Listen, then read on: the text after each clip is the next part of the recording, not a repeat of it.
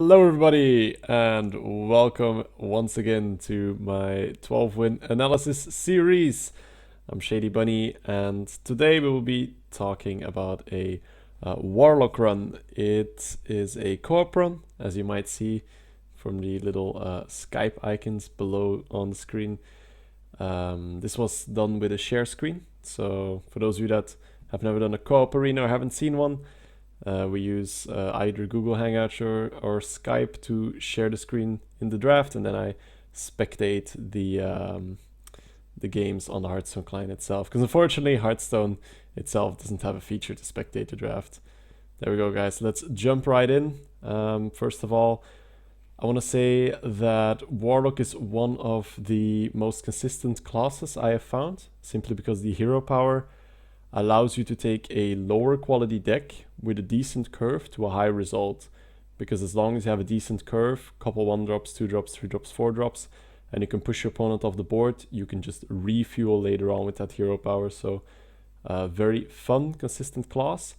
But I feel like a lot of people draft it a bit too heavy. They draft too many late game cards and then end up not curving out properly, and thus never really getting to use that hero power once they have board control. Because when we use that Warlock hero power and we do not have board control, let's just say that you're gonna need a lot of AoE and removal to not just die on the spot. Okay, so let's get started here. Premium first pick, I would say. Every card here is good. You might say, whoa, really? Young Priestess is also good? Yeah, in Warlock, it's pretty darn good. Other classes, Young Priestess is also very decent. But in Warlock, it's really nice because, as I said, because of that hero power, you are going to aim for a fairly low curve. So 1-drops are crucial. And Young Priestess is one of the better 1-drops.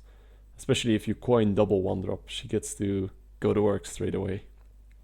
But unfortunately for the Priestess, she's accompanied by two very, very premium rares, Sludge Belcher and Bomb Lobber. Some of you might say Sludge Belcher, I mean easy pick here, because you see the Sludge Belcher a lot in Constructed, but seeing as we are going to be more of a zoo-ish type of Warlock, or at least that's what I always aim for, the Bomb Lobber is just better, because if you have the board, the taunt is not super useful, whereas if you have the board, you can just Bomb Lob something out of the way. It is obviously very good, because then you can control where the bomb is gonna go. If you have the board, you can just blow the undesirable targets out of the way. As you will see later on in the run, that's going to happen from time to time. Okay, so as you also see, it is a co-op run, so some of the picks I'm going to debate about with the other person that played here. This was a co-op with Lorinda, a different Hearthstone streamer. Okay, so for the second pick, I think we can rule out the Venture Core immediately.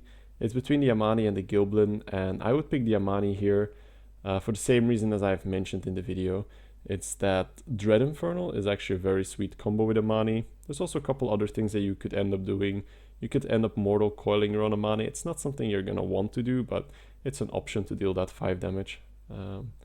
Here, for me, it's a fairly easy Haunted Creeper. Haunted Creeper is a premium 2-drop. It gives you the ability to ping 1 damage repeatedly in a class where you do not have a hero power that does that for you. You're also most likely going to have more buffs than other classes. We're talking Dark Iron Dwarves, Abusive Sergeant, Dire Wolf, all those things. Because the lower you draft, the more useful those things become. If your hand is full of 6-drops and 7-drops, your Dark Iron Dwarf's probably not going to find any target, but if you have a bunch of low-cost creatures, Dark Iron Dwarf, Abusive and stuff become even better. Here, fairly easy Jungle Panther, seeing as the other two cards are just really low tier, and Jungle Panther's okay. Soulfire would be my pick here, simply because the 1 mana 4 damage is still very respectable. Yes, you discard a card, but usually that's not that bad. As long as you retain that board control, you can life tap later on to replenish.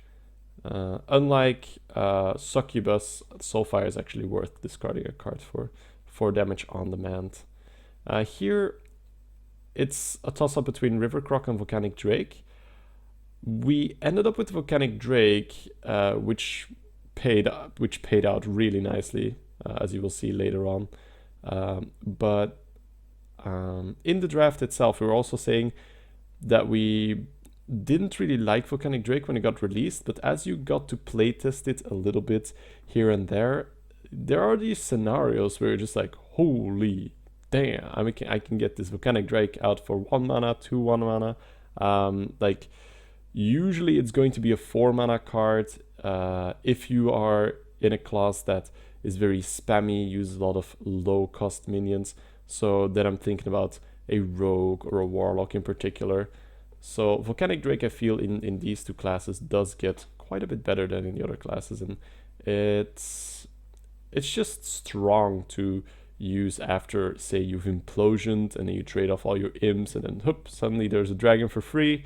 So definitely worth picking that up this early. Oh, here's that abusive sergeant that we spoke of.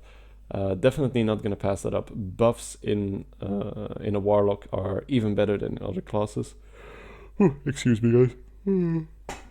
It's been quite a short night here, but the abusive is even better in Warlock, but you would also pick it in any other class there. Haunted Creeper here was the easiest pick. It's good for the reasons I just explained, and it was up against Stormwind Knight and a Priestess of Odin, so really no premium cards. Here, this one's a bit difficult because you've got Cultmaster, which is insane in Arena. I am probably one of the players that values Cultmaster extremely highly. So high that I even like it in Warlock, where your hero power also draws you cards. Now, it's up against the Dwarf, and we did speak about how good those buffs are going to be in this low curve Warlock deck, or at least we are trying to aim for low curve. So that's why we are going to go with the Dwarf. But if this was a different class, I would have picked Cultmaster, just to give you guys an idea of how highly I rate a Cultmaster. This card has just carried multiple games for me on her own, where I'm just, oh, I can go really aggressive, and I know that Cultmaster is in my back pocket. I can use her to refuel, take good trades, and then get more cards. Okay, here for me it's a fairly easy Siphon Soul. Siphon Soul is one of the only hard removals that a Warlock has. Like now Dark Bardian also joined. Corruption, you know, somewhat hard removal. But, you know, Siphon Soul, it restores health. It kills Sunwalkers without any hassle. So huge fan of the Siphon Soul, especially in a lower curve aggressive deck where you are going to have board. Your opponent plays that troublesome minion, say the Force Tank, say the Sunwalker. You're just like, all right, let me just siphon that, gain 3 health for later on for tapping, and I can just attack your face with all the stuff that I have accumulated on the board. Okay, Dread Infernal. I love a Dread Infernal, and it looks like we already have 2 6-drops, but it's actually a Siphon Soul and a Drake, so Drake doesn't count as a 6-drop, and neither does Siphon Soul, it's removal. Apologies for the sub alerts in between, guys. Alright, let me just wait a second. But yeah, Dread Infernal, a card that I really like, and we did draft that Amani earlier, so we now have that synergy where we could put down an Amani on turn 5, the opponent maybe can't deal with it, and then boom, suddenly we get a 5 damage Amani on turn 6 while we deal 1 AoE. So say the opponent plays Temple Enforcer, you've got an Amani, you play Dread Infernal, your Amani gets damaged, their Temple Enforcer gets damaged, and now your Amani is trading up with a Temple Enforcer, which is quite nuts, you know, so that's why I'm a huge fan of the Amani and Warlock. Okay, here, this one can cause a little bit of confusion, because I did say that I wanted to draft a low curve deck. So you might think, oh, nice, Murloc Tidehunter. It's pretty spammy, you know, it gets the 1/1 in case you have a Direwolf, it's pretty handy. In case you get a Power Overwhelming, it's pretty good. You already have Abusive Sarge, you already have Dark Iron Dwarf. Murloc Tidehunter is pretty good. And I'm not gonna say no to that, like, Murloc Tidehunter is pretty good with this kind of deck. Also synergy with the Volcanic Drake.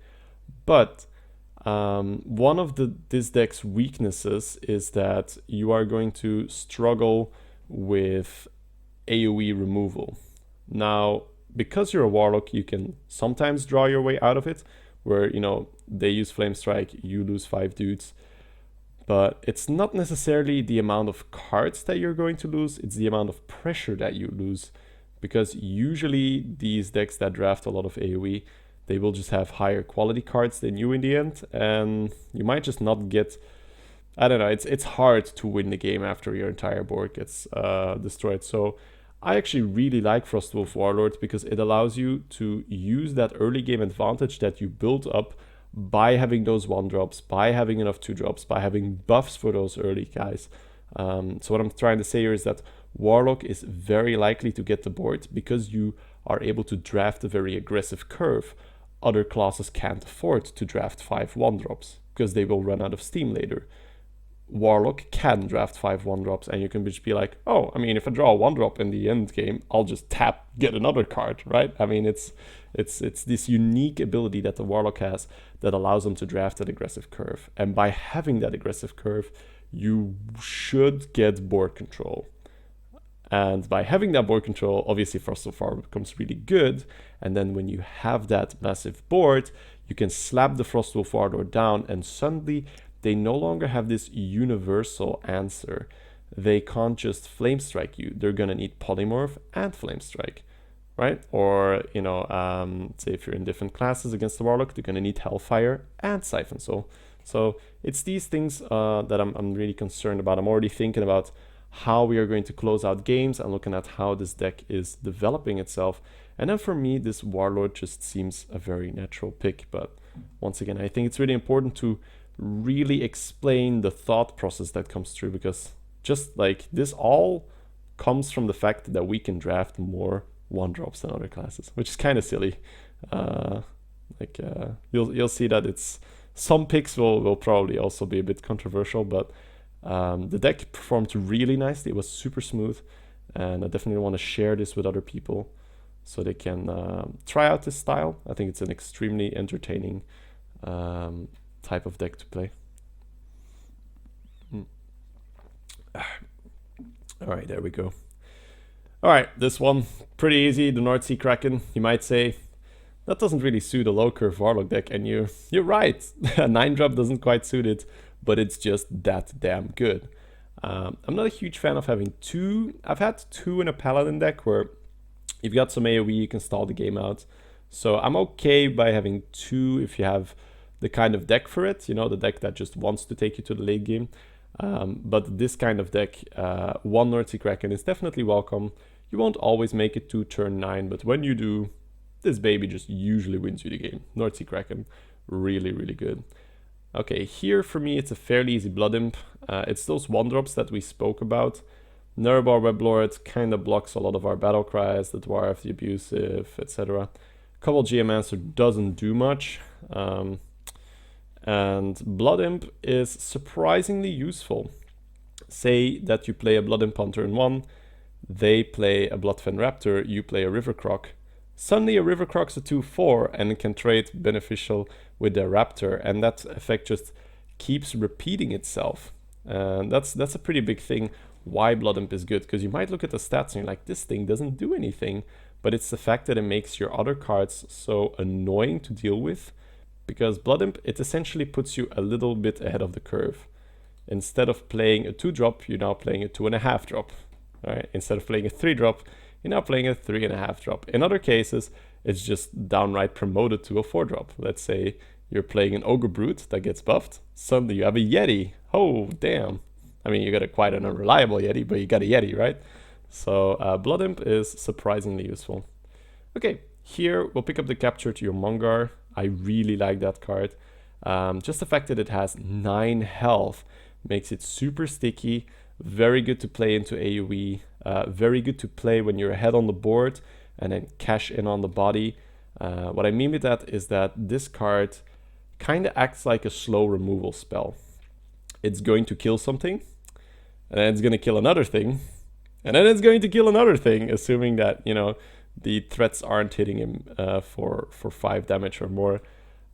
So it's 1 minion that is likely to trade with 3 others, or at least 2 in case of like other big minions. So very good to play once you're ahead on the board to then just solidify that lead. Now you see that we are getting a fairly heavy curve for the kind of Warlock that I want to play, but we're pretty happy to see the Zombie Chow here. As I just said, double North Sea Kraken, not really worth it in this kind of deck. Zombie Chow, hell yeah, very good card. Definitely want it. Okay, I'm glad that we're on this pick. I think this is a very interesting pick. I think many people see the Floating Watcher and they're like, ooh, nice. We got a crappy Leper Gnome and a crappy Summoning Portal, so good thing there's an actual Hearthstone card in here, and then they'll pick the Floating Watcher. I disagree with that. If we look at this curve, I've got a 9-drop, I've got a 7-drop, I've got a 6-drop, and we're halfway through the draft, so there's no guarantee how heavy this is going to get. Obviously, I say 1 6-drop because I don't count Volcanic Drake as a 6-drop.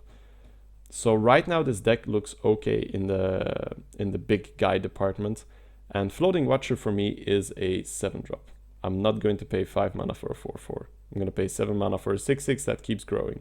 So do I really want another 7-drop and a 9-drop?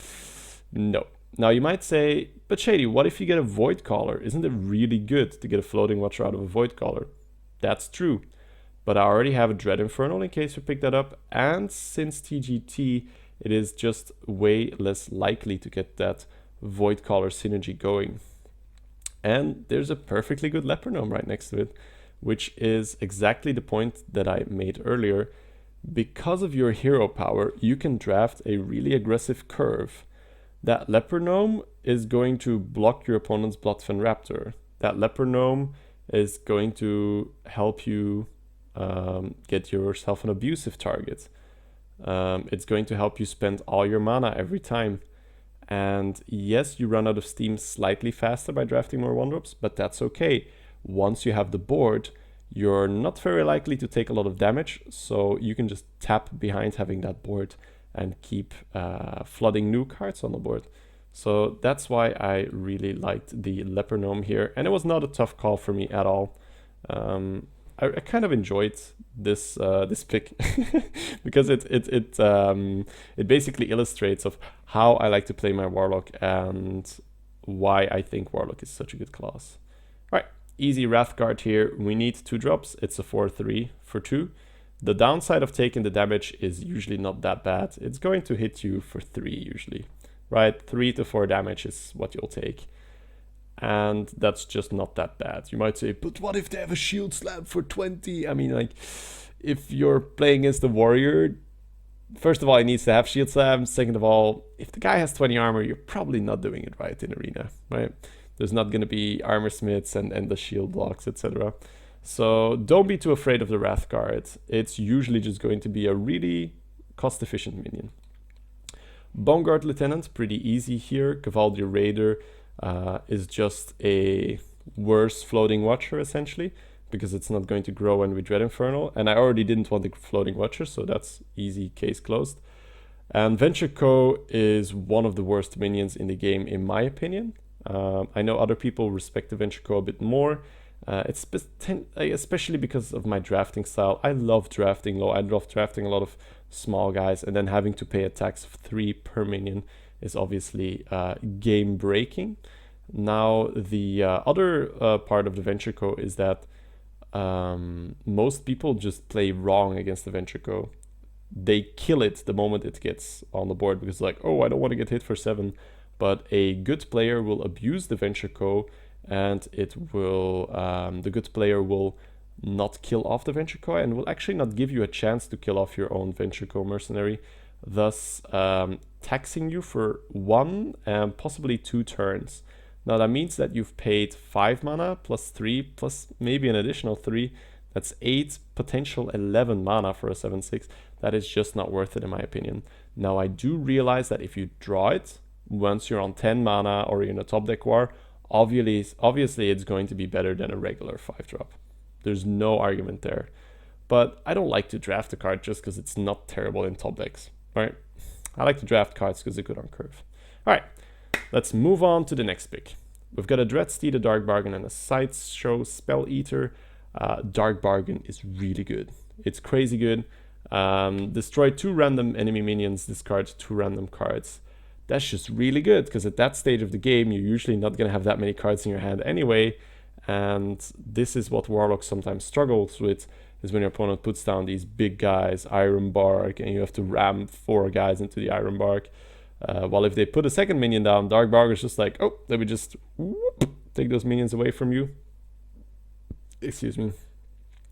We debated on this pick a little bit because we kind of wanted to playtest the Dread Steed, but then we're like, alright, well, Dread and like Dark Bargain is just so much better than Dread Steed. I'll pick Dark Bargain. I hadn't played with either card. Lorinda had already played with Dark Bargain. I wanted to playtest the Dread Steed. Honestly, I wanted to playtest the Dread Steed as well, but we were trying hard. So the Dark Bargain was definitely the right pick. But Dread Steed would have been fun. It's not an amazing card. I think Hearth Arena has it rated at a 20 out of 100 or something. So it's definitely not a premium card, but it's pretty fun. And if you're ahead enough on the board, it could end up doing something, right? If the game goes really long, the Dread Steed is gonna be worth it. But the problem is that when you play it, you play a 1/1 for 4 mana. The opponent's just gonna hit you in the face and you're gonna die. And you're not gonna get enough value out of that Dread Steed to make up for the fact that you technically skipped turn 4. Cool. Shredder. We need 4-drops. Shredder is a premium 4-drop. Enough said. We really want this Shredder. We've got a Dark Iron Dwarf right now, and we've just got a Jungle Panther, so we are in dire need of 4-drops and 3-drops. Unfortunately, no good 3-drop here. Colosseum Manager is really not what you're looking for. Siphon Soul, however, is still very good. So now we'll have 2 Siphon Souls and a Dark Bargain, which makes this deck quite heavy on removal, which is not a bad thing in TGT. I say quite heavy. 3 removal spells plus Soulfire, which can be used for direct damage. I don't think that's bad because we have a decent amount of beefy guys to threaten the opponent. Speaking of beef, Pit Fighter shows up. I'm a huge fan of the Pit Fighter. 5/6 for 5 are premium stats.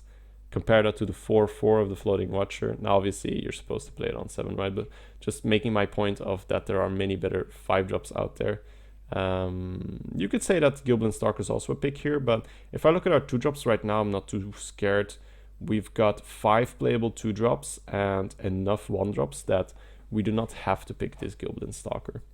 So there we go. We just pick up the Pit Fighter here. Let's see what we get next. Okay, so if you look at our curve, you might say, okay, we need this Lost Tall Strider. We need another 4-drop. But I'm like, no, we don't need it. I'd rather just have another Zombie Chow and have a more consistent curve where you are just going to hit that 1-drop, or perhaps on coin, even the double 1-drop, where your start is going to be so strong that that little dip in your curve is not going to be as detrimental. I think it's really important these days that if you don't have a coin and you have an aggressive curve, that you hit your 1-drop. If you're a hunter, if you're a zoo warlock, and you don't have coin, hitting that 1-drop can, or I don't want to say that it will usually, but that's how I experience it. Hitting that 1-drop can decide your match on the spot. Having that 1-drop is going to make things so much easier. It's going to help you remove their 2-drops straight away. It's going to help you get that board control, which you so desperately need in these aggressive classes. A mage can afford to sit back. Like, let's say if I draft mage, I have no pressure on me whatsoever. Okay. I have no pressure on me whatsoever to draft 1-drops, other than, say, a Mana Worm, because it's pretty damn good. Simply because you do not suffer as much from your lack of board control. You have that Blizzard, you have that Flame Strike, you can perhaps draft even an Explosive Sheep. You are naturally going to have slightly more board control with your hero power. So these are these factors that are like, okay, it's not that important that I hit my 1-drop. Whereas a hunter and a warlock whose hero powers do absolutely nothing for the board control, that makes it even more important that you are just the faster player. So once again, just explaining why I think 1-drops are really good right now, especially in the Inspire meta, where the person that gets the board is going to be able to use Inspire, say use the Muklas champion or Silverhand Regent or I don't know what. The person that does not have the board, the card is dead, right? Muklas is just a bad 5-drop. If you have board, Muklas champion is insane. So if you do draft one of these more aggressively oriented classes, do feel free to pick up your 1-drops. Now in Warlock, as I said, it's a bit easier because you have enough card draw. In other classes, I would recommend that you don't take more than 3, like 2 to 3 1-drops. 3 is actually the perfect number for me. I love 3 1-drops, but in Warlock, I go nuts. 5, 6, sometimes even 7 1-drops. It's pretty nuts. Here we picked the Argent Horse Rider. I think that's fairly self-explanatory. We didn't have many 3-drops. Argent Horse Rider is a perfectly good 3-drop. Synergizes really nicely with Abusive Sergeant and Dark Iron Dwarf. Here, once again, we need 4-drops. Shredder is a really good 4-drop, so I feel like the curve is coming together now. That's pretty good. We didn't lose our cool, and now we are being rewarded for it. There we go. Apologies, guys. This was live footage, so it was like, I think every footage was live. No, that's not true. Not every footage is live at some point. So here, easy Harvest Golem, of course, but I'm just addressing the donation at the moment. The Harvest Golem is a very sticky minion. We don't necessarily need that other 2-drop simply because we have 5 right now and only 2 3-drops. So yeah, Harvest Golem is just also the better minion here. It synergizes nicely with the Frostwolf Warlord as well. Okay, here, Ogre Brute or Dragonkin, seeing as we could still use another 3-drop, I'd rather just pick the better card, which in my opinion is Ogre Brute. Because if you count Dragonkin's Sorcerer stats, it's 8, Ogre Brute also has 8, so I feel like you just pick the better card when your curve is somewhat in the same need. And we needed another 4, we also needed another 3, so why not just pick the best card? Okay, this pick is super interesting. This is the pick that I've been looking forward to, because if this is a first pick, it is Jormungandr every single time. But if we look at our curve, it is actually really, really heavy. We do have that Kraken. We already have a Jormungandr. We've picked up Dread Infernal. We're also a bit heavy on the removal in the end. We've got double Siphon Soul and a Dark Bargain, which is good, but you don't want to overload your deck on expensive cards. It's going to make your mulligan, your early game, your mid game a lot more awkward. Now, you might say, well, okay, we'll pick the Succubus then. It's an okay 2-drop. It's a 4-3. Yes, you discard the card, but tempo-wise, it's still the same. Because, I mean, Succubus is essentially a Wrath card, right, in terms of tempo. Only it's not. The fact that you discard the card is going to have to... the discard of the card is going to make you tap a bit sooner. And I really just try to delay that hero power as long as I can, because if you life tap, that is 2 mana dedicated to no impact whatsoever on the board. Now, I'm not going to say that life tap is bad. As I said, I love playing Warlock. I think life tap is a very good hero power, but you have to picture the game in 2 different aspects, tempo and value. Value-wise, that hero power is amazing because you just gain the card. You didn't have to invest the cards to gain a card, so in the trading cards, lingo or slang or whatever, we call that a +1. You now just generated a card out of thin air, so to speak, and your opponent did not, so that's a +1. You gained a card on your opponent, all very good. But in Hearthstone, tempo is extremely dominant, especially in the early game. In the early game, I honestly do not care about my cards at all. I do not want to gain more cards. I do not want to life tap. Now, Succubus is going to drive me towards that life tap, which means that I will have to invest 2 mana into not developing my board. To give you guys a quick example, if you are going to play a 2-drop and life tap on turn 4, you'll generally have a 2-3 or a 3-2 on the board rather than, say, a Shredder or a Yeti. So you could have had a 4-5, but now you have a 3-2. If your opponent just develops a 4-drop on curve, say he plays a Senjin, that Senjin will end up free killing your Bloodfen Raptor, and then you have to play your 5-drop, and then they'll play their 5-drop, and on the board, they're just up half a Senjin, right? They'll have a 3-2 Senjin left. Now you might say, that's not that bad, but essentially the card that you gained is already now kind of gone, because he just had a beneficial trade, because he was allowed to develop on curve and you were not. So just to illustrate how important I think it is to use all your mana to develop your board the best you can in, say, turns 1 till 6. That's essentially what I'm trying to do. Turns 1 till 6, I'll just try really hard not to do things like Arcane Intellect, Life Tap, playing stuff like Acolyte of Pain, which is essentially a bad 2-drop in terms of tempo, but obviously value-wise the minion is very good. I'll try to play stuff with a lot of stats rather than drawing my cards. Okay, so all that explanation to then derive. Sorry guys if I'm boring you with that, but this is what the analysis series is about, right?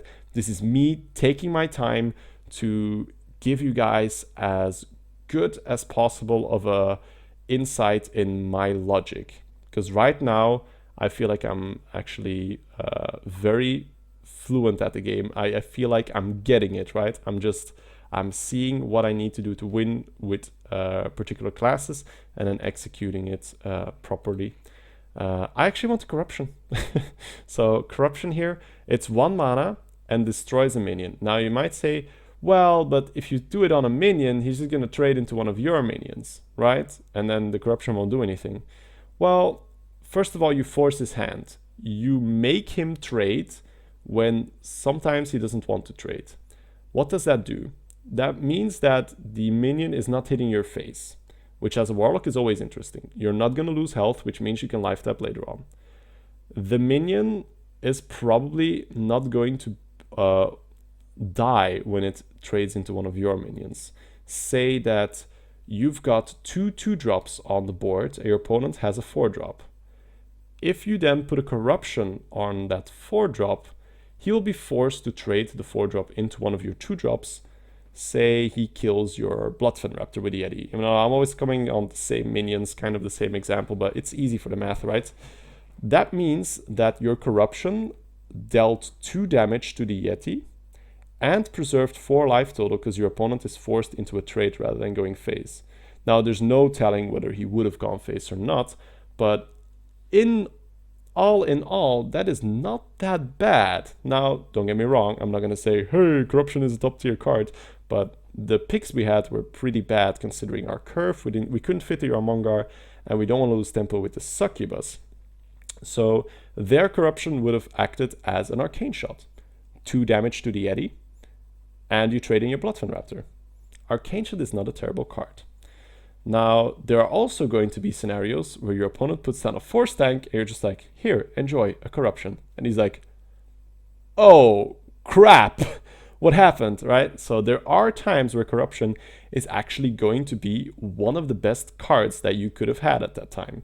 I mean, putting a Corruption on a Force Tank, that's pretty darn good. It's basically just saying, okay, your Force Tank is going to trade with only one of my creatures. That is almost always a good deal.